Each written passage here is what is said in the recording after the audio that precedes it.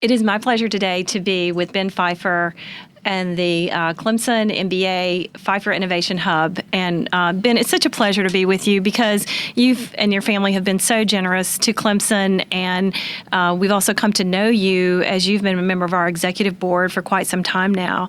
But what I realized in sitting down with you is I have so many questions that I want to ask because there are things that I really don't know about you. So one thing I want to know is maybe just a little bit about where you grew up and kind of how you came to be at Westminster and then on to UT for your MBA. Okay. Well, thanks, first of all. It's a pleasure to be here, and always a pleasure to see you and the MBA team. I enjoy coming down for meetings and my first podcast, so we'll see how this goes with us. Thank you, Ben. So I grew up in Missouri, the heart of the Midwest, and a small town called Poplar Bluff, which is about halfway between Memphis and St. Louis. Have an older sister, and we grew up in a small town. It's about 20,000 people, and just kind of a regular, I think, routine sort of childhood. After high school, I went to college at Westminster, which is a Division III size university in Fulton, Missouri, and a private university. It's fairly small, but I went up there on a couple visits and got to know some of the folks there. It's liberal arts. I just sort of enjoyed some of the people that I met and the professors that I met, and ended up going to school there. I studied business and economics and a double major, and really had a good experience. It's a different experience than, say, Clemson, which is a larger university, but we only had about 1,500 students, so pretty small, pretty tight, but it was fun. It was a good time, and it was a great learning experience. Whether I'd do it again or go to a big university, I don't know. I'd have to think about that, but I did enjoy it while I was there. So. And I'm curious to know, at that time in your career, kind of what were you thinking you wanted to do, or did you have a sense of that? So I always sort of leaned toward finance. My dad was a stockbroker for 30 years, and so I grew up around the stock market and finance and finance terms and that sort of stuff. So I thought I'd be going in that direction, and actually I did. After college, I went into banking, and I worked in that for several years, and then decided, I wanted to do something maybe a little different. I went to business school, and when I came out of there, I was, I just sort of changed careers after business school. Talk about that, because I know you went to UT in Knoxville. Yeah, I went to the University of Tennessee in Knoxville, and for my MBA. And UT has a very strong supply chain program, consistently ranked in the top 5 in the country. And so I went there actually to study that. I got sort of interested in it, and didn't hurt that I got a scholarship to go to school there. Were you playing sports, or was it academic scholarship? It was academic. Okay. And but I did have an uncle who played on the football team, and that's how I sort of knew about Tennessee. It's about 6 hours from where I grew up. So I applied there, went to school there, and got my MBA, with a concentration in supply chain management. After I graduated, I went to work for EY as a supply chain consultant, and Ernst & Young is what it used to be. Sure. But and just sort of got my foot in the door there in the business world doing that. And I'm assuming around this time you must have met Sheree. Yeah. I imagine through school at UT, or? No, it was after the fact. I was working in Atlanta. I was living in Atlanta. My coworker was dating her best friend, and introduced me to her at a 4th of July party. And I at the end of the night, I asked for her phone number, and she obliged. And I called her a week or so later, and it's fortuitous that she got promoted. She lived in Greenville at the time, actually, and worked for Sherwin-Williams. And she got promoted about 3 months after we met, and moved to Atlanta. So moved into my same neighborhood, and we dated, and then the rest is history, I guess. The rest is definitely history. Yeah. Well, thank you for kind of filling that in Sure, for us, of course. because it was kind of a piece that I wasn't really familiar with. And I guess I'm curious to know, once you were with Ernst & Young and then you were working in supply chain and so forth, how did you move towards really getting into real estate investment, which is what you've really focused a lot of your career on? Yeah, so I was in consulting for about 10 years, and after I got married, Sheree and I moved to Dallas, and she got promoted again, and we decided to have our first child. So Allison, which is our oldest, was born in 2008, and Sheree and I both traveled during the week. That's what you do in those kind of roles, and with a newborn, one of us had to stop traveling, basically. Right. So I did, and got out of consulting and got a corporate job, actually, and worked in corporate America for another 5 years before I started in real estate, which is really where I'm happy and where I've just sort of found a kind of a niche that I enjoy.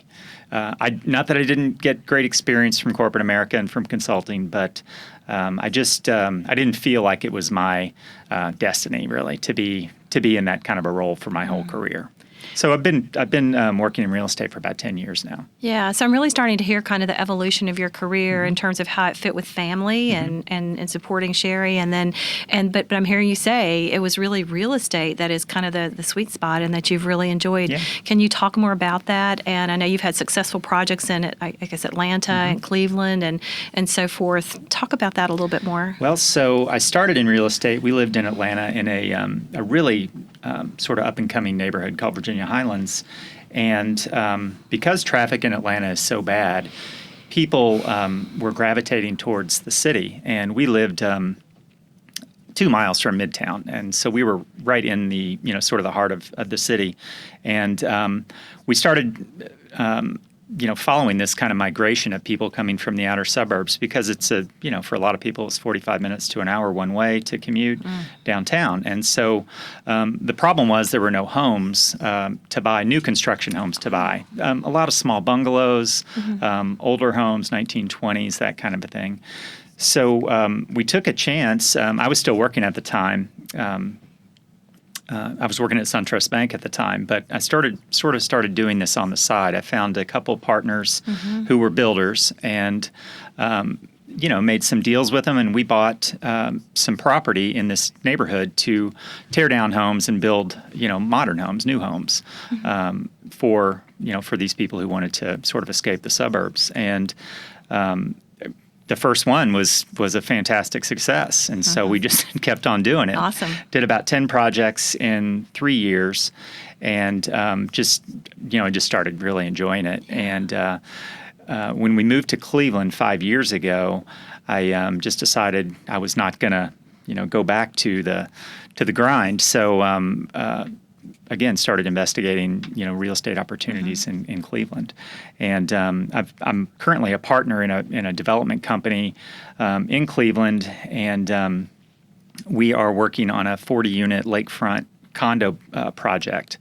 And finally, this summer, we're going to break ground and get this thing constructed. Is that 700? That's 700 Lake. Talk more about that. It looks like just a fabulous project. So it's we bought 2 acres, 2.5 acres actually, on the west side of Cleveland in a suburb called Rocky River, and it's a very popular suburb. Great schools, very safe. Very well known in the Cleveland area, and this is lakefront property, so it's sort of rare in Rocky River, especially a parcel that big, over 2 acres, and also with lake access in Cleveland, a lot of the lakefront is 50-foot cliffs. So the fact that you can walk down and get in the lake is another bonus for this property, and so I had this property, and I looked around and talked to many developers and real estate agents because I was new there, and finally found a partner who'd done a lot of condo and townhome development, not only in Cleveland, but also other places around the country. And he and I formed a company, and then we brought on a third partner later. and started the process to get it rezoned from a single-family zoning to a multifamily so that we could build condos and townhomes there. Very nice. And the Yeah. partnership that you formed, is that Aladdin? That's our partnership is called. That's my LLC. That's my your company. LLC, your Mhm. private. Okay, and the other The partnership other is called separate. Rocky River Preservation Partners, and that's the three of see. us together. I see. But I'm the majority owner of it, and but I've got a couple very experienced partners who know the politics, know the locals, they know the sort of the rules and regulations that you have to follow. That's really critical, Yeah, isn't it, it's in real absolutely estate? critical. Yeah. Especially since I was, I was new to the area at the time we bought that. From a professional standpoint, would you say that doing this kind of work is probably the most gratifying that you've done? For sure. I mean, I think about when we sell the homes we built in Atlanta, when we sold those homes, and you drive by a month later and the people are all moved in and their kids are in the yard. I mean, it's really rewarding to think that you've built a home for somebody that's going to last for 50 or 70 or 80 years. Sure. So that's and they get to be a part of the process depending on when they came under contract and that kind of thing. So it's very rewarding. It's very cool. It's different than sort of a corporate environment where you may or may not be recognized for anything, and you may or may not have those kinds of accomplishments. Yeah. Yeah. I'm curious to know so this is kind of the most gratifying thing professionally. Personally, what would you say you're kind of most proud of so far? And I know your company's named for your daughters. Yeah, that's it. And it seems like being a dad is really kind of an important thing to you. Yeah. I mean, I think it's cliche, but certainly my role as a father and husband is the most important thing in my life. My daughters are 11 and 9; they're 5th and 3rd grade, so they are at great ages where we just have a really, really good time. They love coming down to Clemson football games, and they love wearing their Clemson orange around Cleveland. To be honest with you, sort of showing the Ohio State Buckeye fans, what's what. Of course. But watching them grow up and learn and develop. I mean, they're so smart and they're so just clever. It's really, really rewarding, and I wouldn't have it any other way. I wouldn't have it any other way. So I enjoy it. Well, it's certainly admirable what you've carved out, with your own career and supporting your wife's career. And I just have to ask you, your wife is so successful. Is there anything you might share with us about your partnership in terms of how you make everything work? It's very admirable to see what you've done. Thank you. Partnership is how it works. She travels a lot. She travels probably well over 100 nights a year, and so it's me and the girls, a lot of times. And but we do divide and conquer when we need to. And I'm really proud of her. She is such a accomplished executive and has done so well in her career for her age that I just love to see her continue to move up and succeed. So I don't mind doing doing a little extra at the house or taking care of the kids' activities, and being in the profession that I am in, it provides me the flexibility and freedom to do that, and I don't have to be at the office at 8 a.m. necessarily. I generally drive the kids to school, and I enjoy that, and sending them off on their day. So, we just are good friends, and we just work together to make sure it happens. Now, they're not teenagers yet, so this could be this could be rough here. We'll in a few have another years. podcast. Yeah, and maybe revisit. in a few years I might be bald or pulling my hair out. Exactly. So, I doubt it. Yeah. So Ben, here at the MBA, your gift has allowed us to have the Phyfer Innovation Hub, and I would be remiss not to ask you, what is your definition of innovation? What does it mean to you, maybe perhaps? Innovation, I think, is, certainly it's creating something new.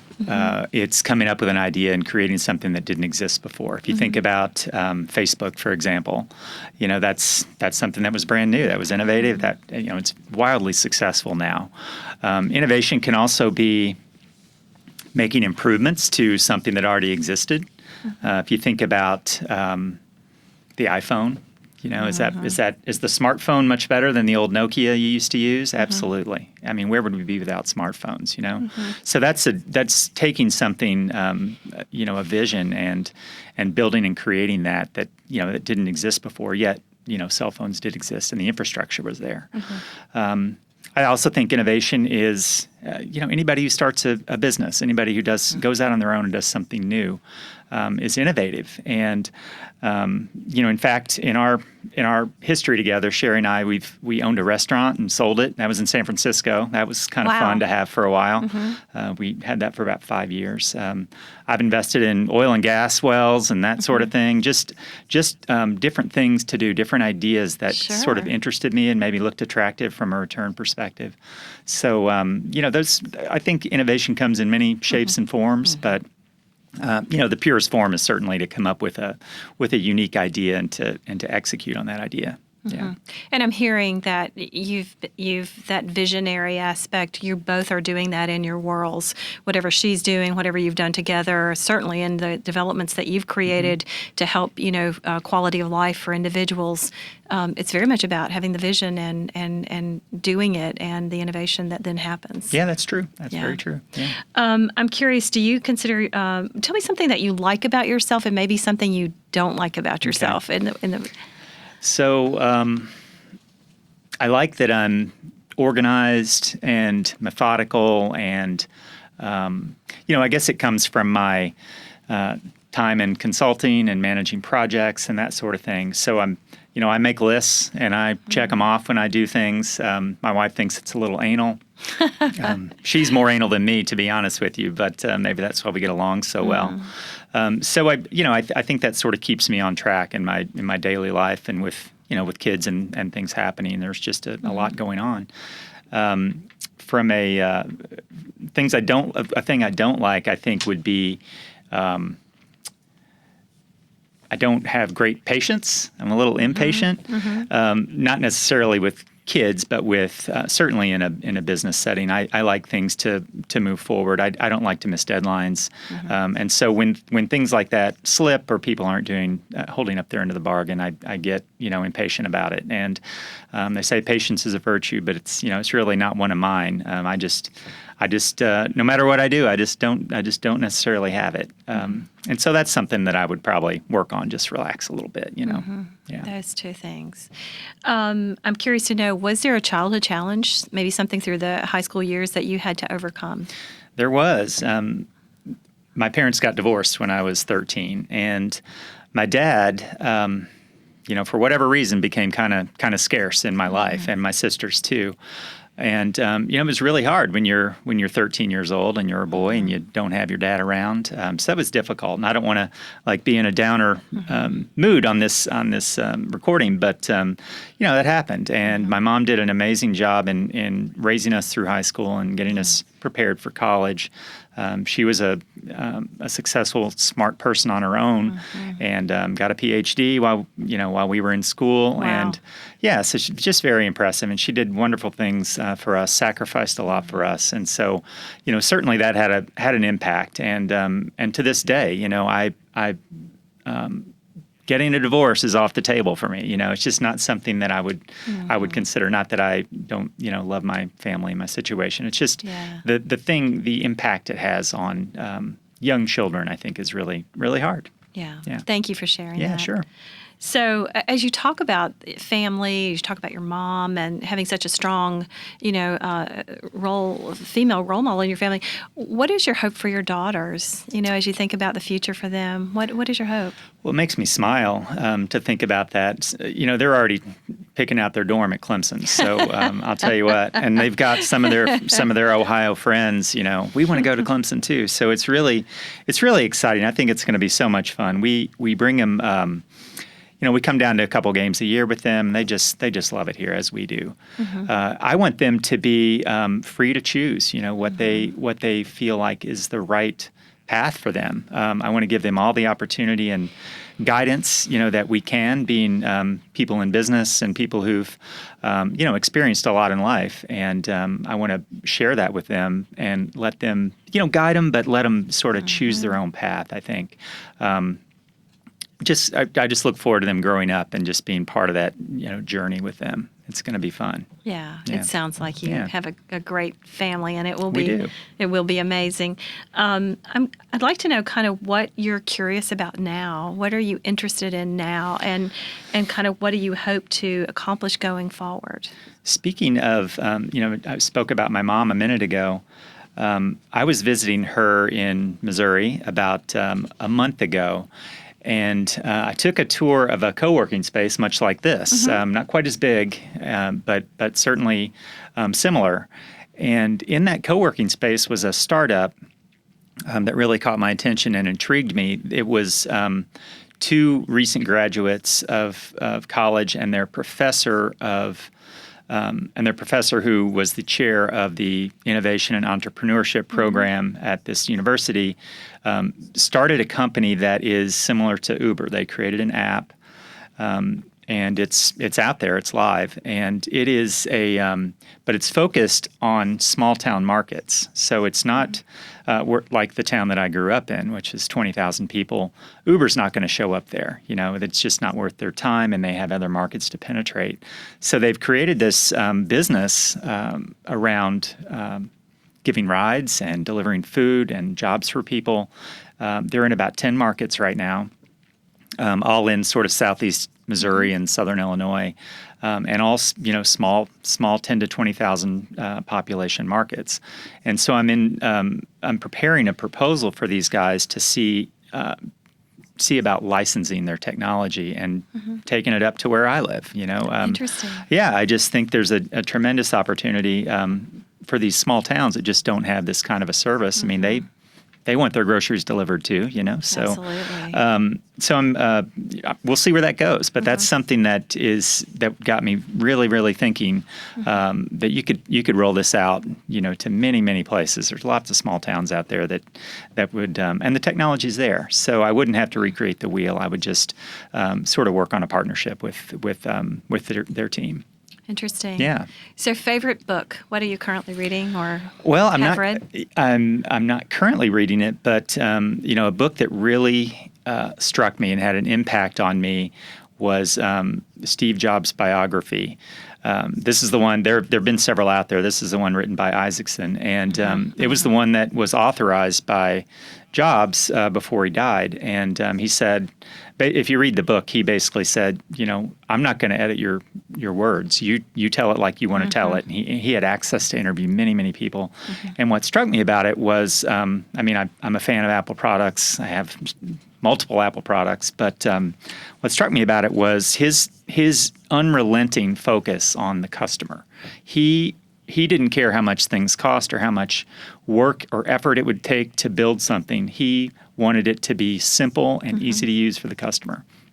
And it's a shame that he didn't live longer and had a terrible disease. But he created the culture of that company focused solely on the customer, and had many very, very smart people and engineers to help him do it. But he was relentless in his push to create these products. He had a few failures, as all entrepreneurs do, and had some setbacks. But look where Apple is today. It's the most valuable company in the world. I mean, it's really amazing what he did with the iPhone and then the iPad and the related products that he put together and created. Just amazing. So I would recommend that book to anyone. It was a pretty quick read. I think I read that in about a week and a half, and it's a thick book. It is a very thick book, but he's such a good storyteller too. Oh, very good storyteller, and the way he compiled all the the interviews and the information from people that Jobs worked with was just it's just really impressive. Yeah.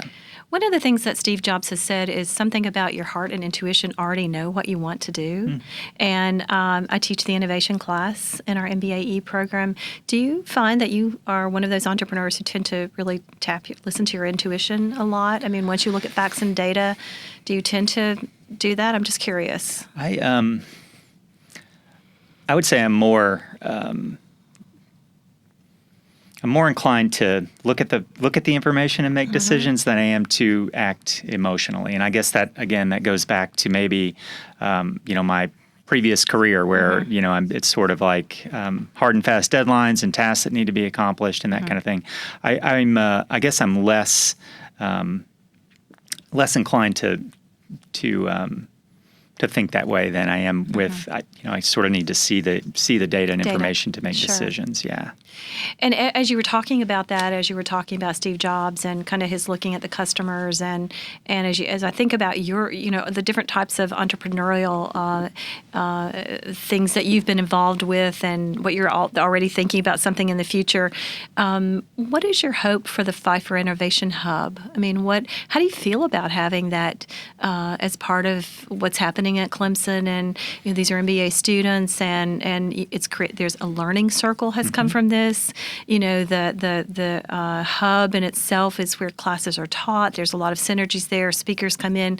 How do you feel about that? I'm so excited about it, and I'm glad that this gift that we put together, that having been involved with you and Greg and Greenville One, just that we could make the gift part of the gift, to the MBA program. I'm so excited for it.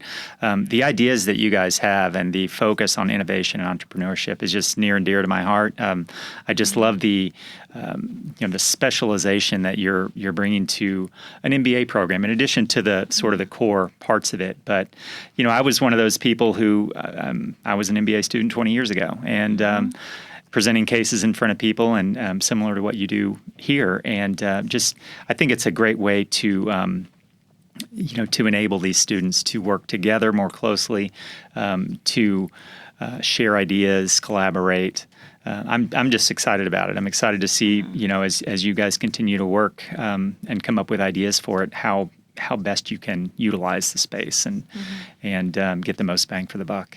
Yeah, thank you. Yeah, thank you for sharing that. Of course. I'm curious to know if maybe best advice you've ever received, or advice you have for people in this program.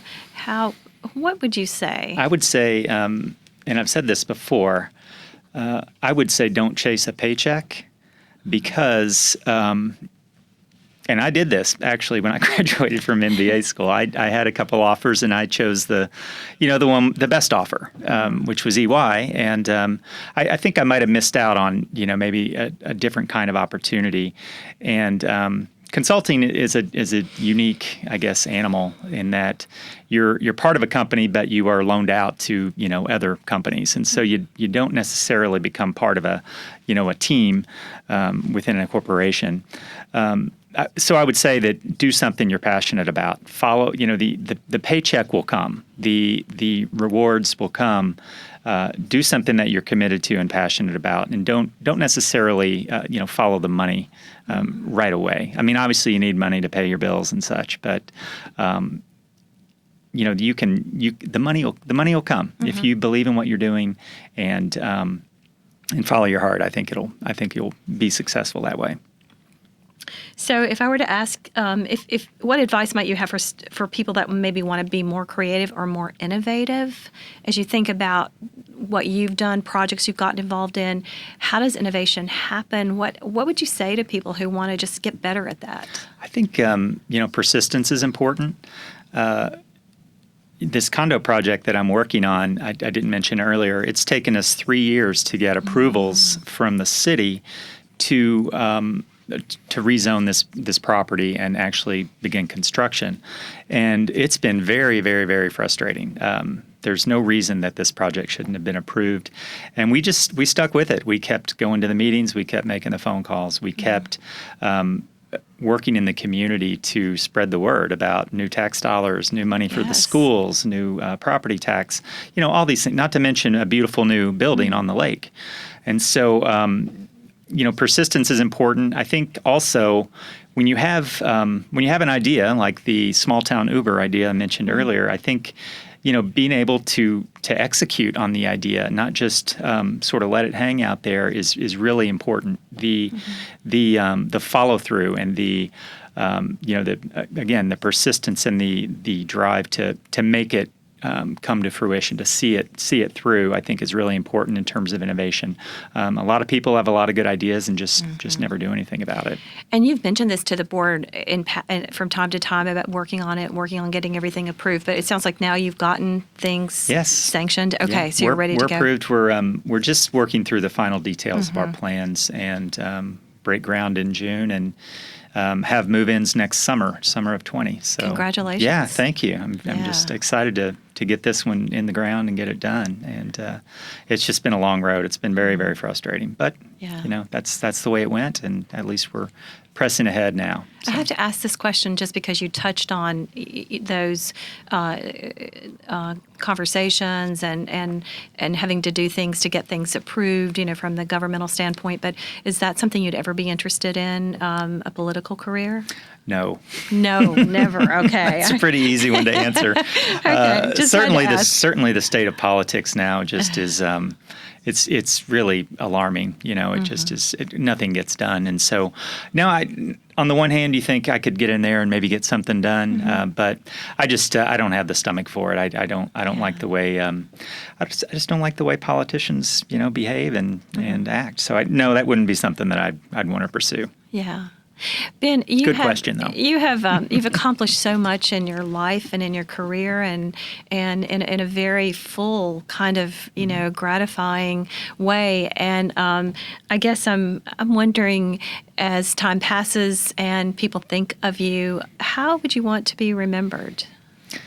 That's an interesting question. I haven't given much thought to being remembered or a legacy in any way. I'm more concerned with being a good father, enjoying life, traveling, living in the present, doing interesting things, interesting projects, things that sort of kind of keep your mind engaged. So I haven't given much thought to being remembered at all. But maybe that'll take care of itself. I really don't know. I just I'm kind of feel like you only go around once, and so you gotta enjoy the ride. You gotta get the most out of it that you can. Sure. Yeah. Thank you. I think I just heard the answer. Yeah. Right in there. There it is. And I guess the other thing that I'm curious to know is how did you and Sheree come to that decision of the gift that you offered? I mean, it's an incredibly generous gift. Thank you. What's the conversation? How does that sound? Well, we love the university. We love Clemson. So it's always been on our radar to have a gift and put something together. And we've been talking about it probably for the last 8 or 10 years. We've been married for 13, and I'm married into Clemson, so it's. But now I just feel at home here. I just love it, so I think we just talked about the gift. What's the right thing? Where's the right place to give the gift? And we're both business people. We're both business majors, and both have MBAs, and it's just, and with the new business school, it was just a natural fit for what we've been waiting for, I guess. And the timing was good. The stock markets were pretty good, so I think a combination of things. And we're probably not done yet. We just are. We just love the university. We love the trajectory that it's on. We are so proud to be part of it, and we'll just see what happens with the next round. But we're so fortunate to be able to offer this gift, and we're just we're happy about it. It was not a tough decision. It wasn't a rough conversation. It was just a matter of time and timing of what made the most sense for us. Thank you very much for sharing that. Of course. And I guess Clemson is an incredibly special place. I mean, on so many levels, the brand, academically, our football team, our president. Yeah. I think most of us feel very blessed to be here. Absolutely. It's very, very unique. So we're really pleased that you're part of it and for your generosity. I feel like there's probably something that I should have asked you, but maybe I didn't. So I wanted to ask you if there's anything that I missed or anything you would like to share. I didn't know if you might want to talk a little bit about I'm not sure. I'll just. Gosh. I can't really think of anything that you didn't ask me. Okay. Nothing comes to mind, to be honest with you. And maybe only last thing I really would love to know is your 2 daughters. Could you tell us a little bit about each of them? Sure. So my oldest is Allison, Allie, we call her. She's in 5th grade. She takes after me. She looks a little bit like me, and she's hard-headed like me. So she's just she's wonderful. She's so smart and so much fun. She's just a pleasure to be around. And she takes care of her little sister, who's 2 years younger, Danielle. Danny was named after my father, who was Dan also. He passed away in 2009 before she was born. So she is his namesake, and she is so she's such a free spirit, so fun-loving. She's a little less stressed. Maybe it's birth order, maybe it's something else. I don't know, but she's a lot of fun to be around. And they, 95% of the time they love each other and they're happy together. And then you got the 5% of the time when you got to crack the whip. But sounds pretty standard. Yeah, I think pretty standard. They're wonderful. We're a traveling family. We took them to Australia over Christmas. Oh, wonderful! And they just loved it. Loved seeing new things. We're going to Japan in a couple weeks. So it's just gonna be fun up until they leave for college. We're just gonna try to make the most of it, and we just love having them around and love watching them learn and develop and grow as grow into adults. Yeah. It's really inspiring too because you named your company after your children. I don't think we touched on that, but how did you make that decision? When did I was thinking about what to call my company, and they are the two most. They came right to mind. They're just the most important things to me, and so my company is Allidan, which is a combination of their names, and it was just sort of a no-brainer for me. That's when I started thinking about it. It just had a nice sound to it, and so that's how I came up with it. And I just and they actually like it. I bet they like it a lot. They do. Well, I feel like you've given us a chance to know you a whole lot better in this conversation, and it's really inspiring to hear the broader story of your family and your work and how you make everything come together. Yeah. And so we'll be eagerly watching what you do in the future, and really and truly, we'd so appreciate the hub and what it means to our students and even our faculty for the learning community. So thank you again, and thank you for talking with me today. Well, thank you for having me, and it's been a pleasure. And we just love the university. We love the MBA program, and we're your biggest fans. So keep up the good work. Thank you, Ben. Of course. Thank you so much. You're welcome.